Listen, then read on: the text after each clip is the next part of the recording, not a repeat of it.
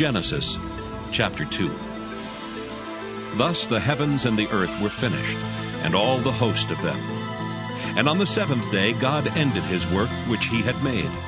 And he rested on the seventh day from all his work which he had made. And God blessed the seventh day and sanctified it, because that in it he had rested from all his work which God created and made. These are the generations of the heavens and of the earth when they were created, in the day that the Lord God made the earth and the heavens. And every plant of the field before it was in the earth, and every herb of the field before it grew.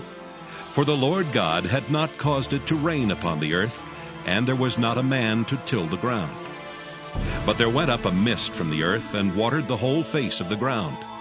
And the Lord God formed man of the dust of the ground, and breathed into his nostrils the breath of life, and man became a living soul.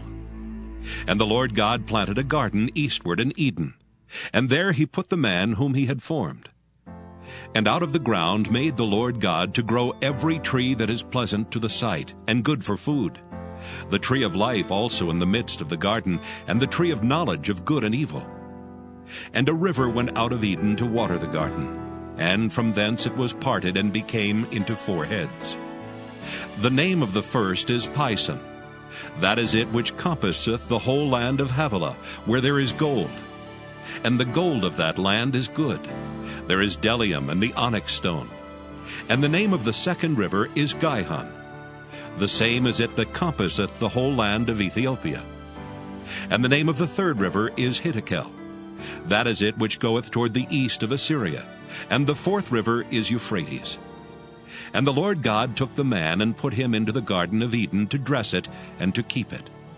And the Lord God commanded the man, saying, Of every tree of the garden thou mayest freely eat, but of the tree of the knowledge of good and evil thou shalt not eat of it. For in the day that thou eatest thereof, thou shalt surely die. And the Lord God said, It is not good that the man should be alone. I will make him an helpmeet for him. And out of the ground the Lord God formed every beast of the field, and every fowl of the air, and brought them unto Adam to see what he would call them. And whatsoever Adam called every living creature, that was the name thereof. And Adam gave names to all cattle, and to the fowl of the air, and to every beast of the field. But for Adam there was not found an helpmeet for him. And the Lord God caused a deep sleep to fall upon Adam, and he slept. And he took one of his ribs, and closed up the flesh instead thereof. And the rib, which the Lord God had taken from man, made he a woman, and brought her unto the man. And Adam said, This is now bone of my bones, and flesh of my flesh. She shall be called woman, because she was taken out of man. Therefore shall a man leave his father and his mother, and shall cleave unto his wife, and they shall be one flesh. And they were both naked, the man and his wife, and were not ashamed.